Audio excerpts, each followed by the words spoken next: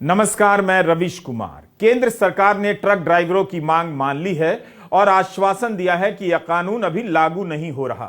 सरकार ने कहा कि भारतीय न्याय संहिता की धारा 106(2) को लागू करने से पहले all India motor transport Congress से विचार विमर्श किया जाएगा। इसके तहत दुर्घटना के बाद अगर ड्राइवर फरार हुआ तो उसे 10 साल की सजा और 7 लाख के जुर्माने का प्रावधान किया गया था। ट्रक ड्राइवरों का कहना है कि यह कानून उन्हें बर्बाद कर देता। दुर्घटना के बाद अगर वहीं रुक गए तो गुस्साई भीड़ गाड़ी के साथ उन्हें भी जला देती। अगर भागने के बाद पकड़े गए तो 10 साल की जेल और 7 लाख जुर्माना उन्हें मार डालेगा।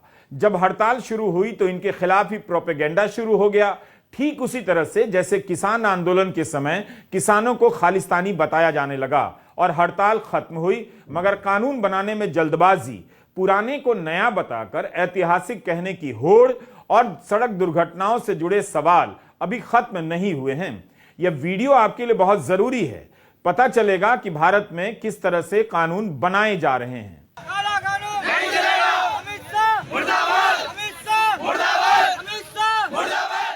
ट्रक ड्राइवरों ने जगह जगह पर जब अमित शाह मुर्दाबाद के नारे लगाने शुरू कर दिया, खुद को बीजेपी का पारंपरिक वोटर बताकर यह कहना शुरू कर दिया कि अगर यह कानून वापस नहीं हुआ तो आगे से बीजेपी को वोट नहीं करेंगे, तब जाकर सरकार को समझ आया कि भारतीय न्याय संहिता की धारा 106(2) को लेकर जिद नहीं कर सकते।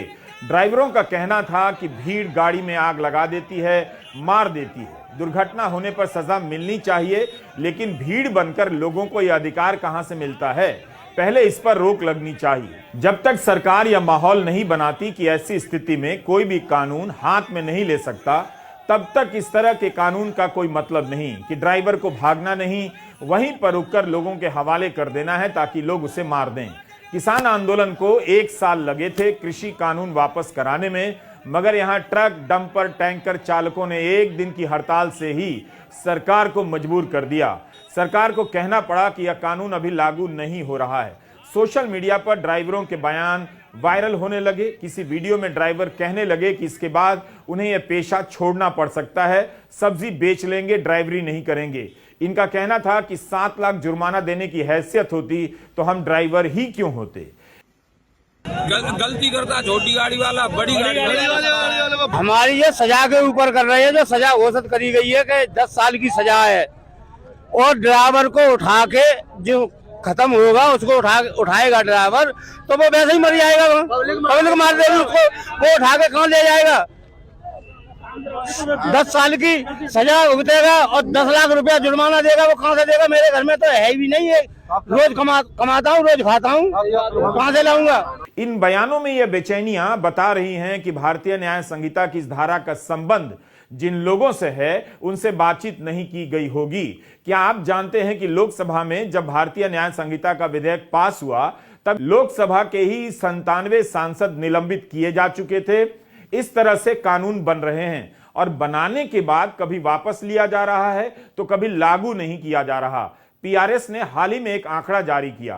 15वीं लोकसभा में यूपीए की सरकार के दौरान 72% बिल विधेयक स्टैंडिंग कमेटी के पास भेजे गए। 17वीं लोकसभा में यानी मोदी सरकार के दौरान यह आंकड़ा गिरकर 16% पर आ गया है। इस शीत सत्र में एक भी बिल सदन की समिति को नहीं भेजा गया।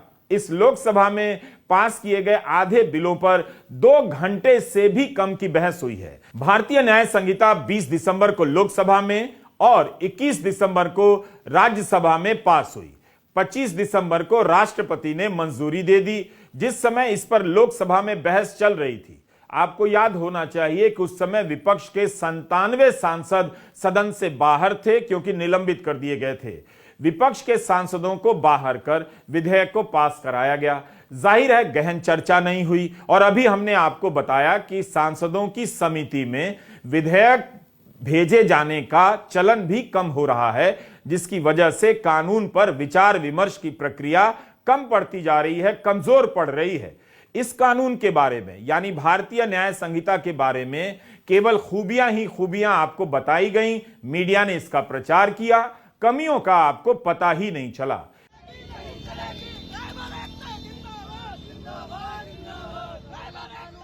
इतना महत्वपूर्ण कानून पास हो रहा था, कम से कम सरकार को चर्चा का इंतजार करना चाहिए था। देखना चाहिए था कि विपक्ष के सांसद इसके प्रस्ताव पर किस तरह के फीडबैक देते हैं, मगर सरकार को लगा कि अब वह जैसा चाहेगी वैसा कर सकती है। देश को विपक्ष की जरूरत नहीं, लेकिन इस कानून के पास होने के 10 दिनों के भीतर ड्राइवर समुदाय विपक्ष बनकर सड़कों पर सामने आ गया। लोकसभा में सबसे पहले जब इस पर चर्चा शुरू हुई तब तक 49 सांसद निलंबित किए जा चुके थे। उसके बाद यह संख्या 97 हो गई। 2 दिनों तक इस पर चले डिबेट में 35 सांसदों ने भाग लिया। केवल 2 विपक्षी पार्टियों के सांसदों को इस पर बात करने का मौका मिला। AIMIM और शिरोमणि अकाली दल के सांसदों ने कहा कि इस बिल से भारत पुलिस स्टेट बन जाएगा। बाकी सभी वक्ता यानी सांसद भाजपा या उसके मित्र दलों के थे। हरसिमरत कौर ने अपने भाषण में विपक्ष की गैर मौजूदगी का मुद्दा भी उठाया और कहा कि इस कानून से पुलिस को बेपनाह शक्ति मिल जाती है, कोई चेक्स एंड बैलेंस नहीं है। शिरोमणि अकाली दल के सिमरनजीत सिंह मान जब इस पर बोल रहे थे तब उन्हें बीच में ही चुप करा दिया गया। उन्होंने निज्जर सिंह की हत्या पर बोलना ही शुरू किया कि चेयर ने कहा कि आप भटक रहे हैं और अगले स्पीकर से बोलने को कह दिया गया। ओवैसी ने अपने भाषण में कहा कि मुस्लिम, दलित और आदिवासी जेलों में सालों से कैद हैं। यह कानून ताकतवर के लिए बदले जा रहे हैं, गरीब का इनसे क्या फायदा। जो इलाज आप यानी सरकार लेकर आए हैं वो बीमारी से भी ज्यादा खतरनाक है। अगर गांधी और भगत सिंह जिंदा होते तो इस कानून को राउलेट एक्ट कहते। भारतीय न्याय संहिता के बारे में विपक्ष के सांसद कहते रह गए कि इसमें नया कुछ भी नहीं, 90% प्रावधान पुराने कानून से लिए गए हैं, केवल उनकी धाराओं की संख्या और स्थान में बदलाव हुआ है। जो नए पहलू जोड़े गए हैं उन्हें मामूली संशोधन से भी जोड़ा जा सकता था, मगर सरकार अड़ी रही। अंत में हुआ क्या? सदन में पेश करने के बाद तीनों विधेयकों को पहले वापस लिया गया और दोबारा से पटल पर रखना पड़ा। सरकार ने विपक्ष की बात नहीं मानी। ट्रक ड्राइवरों ने सरकार से अपनी बात मनवा ली। अब पास हो जाने के बाद इसकी एक धारा को स्थगित किया जा रहा है। सरकार अति आत्मविश्वास का शिकार हो चुकी है। 150 सांसद लोकसभा और राज्यसभा के निलंबित हैं। उसे फर्क ही नहीं पड़ा कि विपक्ष की आवाज भी इस पर आनी चाहिए। यह पहला मौका नहीं है जब कानून बनाने को लेकर केंद्र सरकार की पोल इस तरह से खुली है। तीनों कृषि कानूनों के समय जब किसानों ने पूछा कि किन किसान संगठनों से बातचीत हुई कानून बनाने से पहले, तब सरकार अपने हिसाब से नए नए संगठनों और नेताओं को आगे करने लगी। मीडिया उन्हें किसान संगठन और किसान नेता बताने लग गया। कृषि सुधार से जुड़ा इतना बड़ा कानून आया और किसी स्थापित किसान संगठन से बातचीत नहीं हुई। नतीजा क्या हुआ? किसानों का 1 साल तक आंदोलन चला और इन कानूनों को वापस लेना पड़ा। 19 नवंबर 2021 को प्रधानमंत्री नरेंद्र मोदी ने कृषि कानूनों को वापस लेते समय कहा कि न्यूनतम समर्थन मूल्य के लिए एक कमेटी बनेगी। कमेटी बनी, लेकिन किसानों ने बहिष्कार कर दिया क्योंकि सरकार की ओर से कानून के समर्थकों को इसमें भेजा गया था। जब प्रधानमंत्री मोदी ने कहा था कि एमएसपी को और प्रभावी और पारदर्शी बनाने के लिए कमेटी बनेगी, रास्ता निकाला जाएगा, तब 2 साल क्यों लगे? क्या इसी तरह से सरकार कानून बनाती है, वापस लेती है और भूल जाती है? ड्राइवरों के विरोध ने सरकार को पीछे हटने पर मजबूर किया। जिस तरह से उनकी हड़ताल का मजाक उड़ाया गया, ट्रोल किया गया, तरह तरह के वीडियो बनाकर सोशल मीडिया में ठेला गया, व्हाट्सएप यूनिवर्सिटी में भेजा गया कि हिट एंड रन का कानून बहुत शानदार है, मगर शाम होते होते सरकार को कहना पड़ा कि कानून अभी लागू नहीं होगा। मध्य प्रदेश के शाजापुर के जिलाधिकारी का एक वीडियो आया जिसमें वो ड्राइवरों को औकात में रहने की बात कर रहे थे। उसी वीडियो में एक ड्राइवर ने उठकर कह दिया, यही तो हमारी लड़ाई है कि हमारी कोई औकात नहीं। अगर ट्रक, डंपर, टैंकर और बस ड्राइवरों ने देशव्यापी हड़ताल ना की होती तो भारतीय न्याय संहिता को अभूतपूर्व और ऐतिहासिक बताने की होड़ में लगी सरकार को होश ही नहीं आता। मीडिया ने सवाल करना बंद कर दिया, न्याय संहिता का गुणगान शुरू कर दिया। इसलिए भी आपको पता नहीं चला कि इस कानून में क्या क्या खूबियां हैं और क्या क्या कमियां हैं। एक तरफ जहां सारे अखबारों में छप गया कि हड़ताल समाप्त हो चुकी है, सुलह हो गई है, all India motor transport Congress के अध्यक्ष कुलतरन सिंह अटवाल ने गृह सचिव अजय भल्ला से मीटिंग के बाद हिंदू की विजेता सिंह से कहा कि सरकार ने झूठे वादे किए हैं, अपने लिए समय मांग रही है। ड्राइवर स्ट्राइक पर हैं, ट्रांसपोर्टर नहीं। कोई ठोस वादे नहीं किए गए। पहले भी हमारी मांग नहीं सुनी गई। आने वाले दिनों में आपको ईंधन और ड्राइवर की किल्लत देखने को मिल सकती है। ट्रांसपोर्ट कांग्रेस के अध्यक्ष ने मीटिंग के बाद हमारी यूनियन ने स्ट्राइक वापस बुला ली है, लेकिन राज्यों में अन्य इकाइयों की स्ट्राइक जारी रहेगी। हम दिल्ली में स्थित हैं, तो इसलिए मंत्रालय ने हमें बुला लिया, मगर यह ड्राइवरों का आंदोलन है। मीटिंग में गृह मंत्रालय ने यूनियन से कहा कि भारतीय न्याय संहिता अभी लागू नहीं हुई है, इसमें साल भर का समय लगेगा, साल भर का। हिंदू में गृह सचिव अजय भल्ला का बयान भी छपा है। उन्होंने कहा कि सरकार यह स्पष्ट करना चाहती है कि अभी तक कानून लागू नहीं हुए हैं। हम ये भी कहना चाहते हैं कि भारतीय न्याय संहिता का section 106(2) all India motor transport Congress से विमर्श के बाद ही लागू होगा। गृह सचिव अजय भल्ला ने कहा कि मैं ट्रांसपोर्ट कांग्रेस और सभी ट्रांसपोर्टरों से अपील करता हूं कि काम पर लौटें। सरकार को इस पे कोई ना कोई इस पे डिसीजन लेना पड़ेगा अध्यादेश जारी होने से पहले, क्योंकि हम एक ही उस लाइन के हैं। स्टाफ के साथ हमने अगर चलाना है, गाड़ियाँ चलानी तो स्टाफ ने चलानी है गाड़ियाँ, ड्राइवर चलाएंगे तो वो हमारी गाड़ियाँ चलाएंगे, चाहे मेरी चलाएंगे, आपकी या किसी की है। साइमल्टेनियसली सरकार के अपने भी फ्लीट है, रोड ट्रांसपोर्ट है, उनकी टूरिस्ट गाड़ियाँ हैं, अलग अलग स्टेट की ट्रांसपोर्ट है, वो भी ड्राइवर रोक रहे हैं। इवन ए सिंगल राइडर जो है हमारे यहाँ राइडिंग, टू व्हीलर वाला ड्राइवर भी और कार का ड्राइवर भी, वो भी उसी केस में आता, 304 के मुकदमे में आता है। लेकिन हिट एंड रन के अंदर ये जो कर दिया, ये कानून कहीं भी विजिबल नहीं है।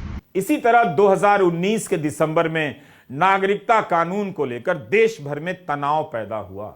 मंत्री गोली मारने के नारे लगवाने लगे, फिर भी सरकार जिद पर अड़ी रही और संसद में विधेयक पास हुआ।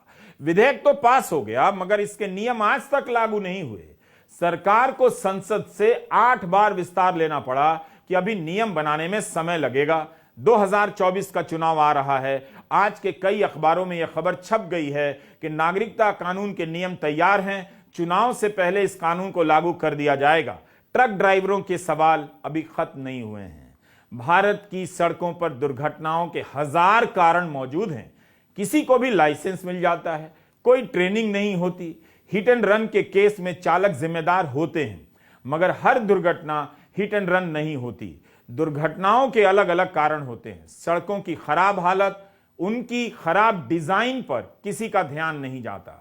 खराब डिजाइन के कारण कई जगहों पर दुर्घटनाएं ज्यादा होती हैं, मगर उसके लिए किसी की जिम्मेदारी तय नहीं होती। सड़क पर रोशनी नहीं होती और गड्ढे भर जाते हैं। सड़कों पर मवेशी का मामला तो अलग ही है। आप यूपी से ही खबरें निकाल कर देखिए, सांड ने कितने लोगों को पटक कर मार दिया और सांड के कारण कितनी सड़क दुर्घटनाएं हुई हैं। हालत यह है कि यूपी सरकार को सांड और नीलगाय से दुर्घटना में मारे गए लोगों के लिए 4 लाख का मुआवजा देना पड़ा। सांड से होने वाली दुर्घटना को आपदा की सूची में डालना पड़ा। आपदा का मतलब प्राकृतिक आपदा तक ही सीमित नहीं रहा, सांड भी एक आपदा है और इसके कारण दुर्घटना होने पर 4 लाख तक का मुआवजा मिलेगा। सवाल सड़क से सांड हटाने का है, जवाब सांड से मरने पर मुआवजे से दिया जा रहा है। तमाम चेतावनी के बाद भी सड़कें सांड से मुक्त नहीं हुई हैं। यह घटना या यह समस्या केवल यूपी तक सीमित नहीं है, देश के अलग अलग राज्यों में फैल चुकी है। फरीदाबाद के मनोज वाधवा के बेटे की मौत इसी वजह से हुई। 10 फरवरी 2014 को यह दुर्घटना हुई। मनोज वाधवा अपनी पत्नी बेटे के साथ 2 व्हीलर पर लौट रहे थे। रात का वक्त था। फरीदाबाद से गुजरने वाले नेशनल हाईवे पर बहुत सारे गड्ढे थे और उनमें पानी भर गए थे। इस वजह से दुर्घटना हो गई। इस हादसे के कारण उनकी पत्नी गिर गई और उन पर दूसरी गाड़ी चढ़ गई। 35 बार उनका ऑपरेशन करना पड़ा। पत्नी तो बच गई, मगर बेटे की उसी वक्त मौत हो गई। तब से मनोज वाधवा इन गड्ढों के लिए जिम्मेदार लोगों को सजा दिलाने के लिए केस लड़ रहे हैं। जिन ठेकेदारों के पास सड़क की मरम्मत का जिम्मा था, उन्हें सजा दिलाने के लिए 2015 से मुकदमा ही लड़ रहे हैं। अभी तक फैसला नहीं आया है। अभी जो रोड सेफ्टी के कानून जो है वो सख्त किए गए हैं, जिसमें कि हिट एंड रन मामले में ड्राइवर्स के खिलाफ काफी सख्ती के कानून लाने की बात चल रही है। तो मेरा उसमें ये पहलू है, जो कुछ मैंने ड्राइवर से कल बात करी अपने सफर के दौरान, मैंने उनको जाना कि वो उनकी क्या परेशानियां हैं। तो हम जब देश में कोई कानून चेंज करते हैं तो पहला पहलू ये होना चाहिए कि जिनके लिए कानून बनने वाला है, जो उससे ज्यादा इंपैक्ट होंगे, क्या हमने उनसे बातचीत करी, क्या हमने उनका पहलू समझा। अगर हम उनके पहलू को समझ के कानून बनाएंगे तो ये कानून आसानी से बन सकते हैं। अल्टीमेटली जान बचनी चाहिए। साथ साथ हमें ये भी ध्यान रखना चाहिए कि जो ड्राइवर ऐसे हैं जिनकी कोई गलती नहीं होती है, तो ऐसे कोई गलत उसमें ना फंस जाए, किसी के खिलाफ ऐसा कोई एक्शन ना हो जाए जो उसकी गलती ना हो। तो इसको चेक करने की क्या तरीके हैं, इसको चेक एंड बैलेंस कैसे किया जाएगा? तो उसमें हम मल्टीपल चीजें कर सकते हैं। फॉर एग्जाम्पल, हमें पहले ये देखना होगा कि हम ऐसे क्या फैसिलिटी दे रहे हैं ड्राइवर्स को जिससे कि वो ऐसी घटनाओं को होने से रोक सकें। दूसरा, जब ऐसी घटनाएं हो जाती हैं तो क्या हमारे देश में सड़कों पर, चौराहों पर कोई कैमरे लगे हुए हैं? अगर नहीं तो उसको इन्वेस्टिगेशन कैसे की जाएगी? कैसे मालूम पड़ेगा कि उसने हिट एंड रन किया या नहीं किया? सेकंड, गाड़ियों के डैशबोर्ड पे कैमरे हो सकते हैं जो कि आज की डेट में बहुत ही कम गाड़ियों पर देखने को मिलते हैं, या लगभग ना के बराबर ऐसी सुविधाएं हमारे देश में है। तो ये कंपल्शन हमें जो गाड़ी की जो मैन्युफैक्चरिंग कंपनीज हैं, हम उनसे भी कह सकते हैं कि आप डैशबोर्ड पे कैमरा लगाना चालू करिए, या फिर हम ड्राइवर्स को कैमरा लगाने की सुविधाएं दें। तीसरा होता है, जो सबसे महत्वपूर्ण पहलू मुझे ड्राइवर से बात करके समझ में आया, कि आप जब रोड पे चल रहे हैं, इतने घंटे आप रोड पे ट्रैवल करते हैं, बहुत ही कम सैलरीज में ये लोग काम करते हैं। अगर उसके बाद इनसे कोई घटना जाने अनजाने में हो जाती है तो उस घटना की इन्वेस्टिगेशन के लिए हमें ये कैमरे काम तो आ सकते हैं, लेकिन कई बार अगर वो वहां पे रुक जाते हैं उसी स्पॉट पर, तो जो आम पब्लिक है उनके जान को खतरा हो सकता है ड्राइवर्स की उनकी वजह से, क्योंकि एग्रेशन होता है, उस टाइम पे गुस्सा होता है लोगों में। तो इस तरह के मामलों से निपटने के लिए हमें ये देखना होगा कि हम उन ड्राइवर्स के साथ उनके साथ बात करके समझें कि उनके क्या पेन पॉइंट्स हैं, उनके क्या इनपुट्स हैं, और वो लेने के बाद हम इस संदर्भ में जो कानून में संशोधन किए जाने चाहिए वो करें। लेकिन अल्टीमेटली हमें दोनों तरफ देखना होगा कि आम आदमी की जान भी बचे और साथ साथ कोई ड्राइवर इसमें बेवजह भी ना फंसे। किसी भी दुर्घटना स्थल का हाल जाकर देखिए, अब तो कई लोग आगे आते हैं, अस्पताल भी पहुंचाते हैं, लेकिन सड़क की संस्कृति देखिए तो लगेगा ही नहीं कि यह देश गाड़ी चलाने के लायक है। हर आदमी किसी ना किसी तरह से नियम तोड़ रहा होता है, और सड़कें ऐसी बनी हैं कि दाएं बाएं से गाड़ी निकालकर जाम कर देता है और आपकी गाड़ी के सामने आ जाता है। इस तरह की अराजकता आपको पश्चिम की सड़कों पर कम दिखेगी, न के बराबर दिखेगी। हम केवल कानून बनाकर इसका समाधान नहीं कर सकते हैं। सरकार को सोचना चाहिए कि हिट एंड रन के इस प्रावधान को लेकर बस, ट्रक, टैंकर, डंपर चलाने वाले ड्राइवर क्यों असुरक्षित हुए?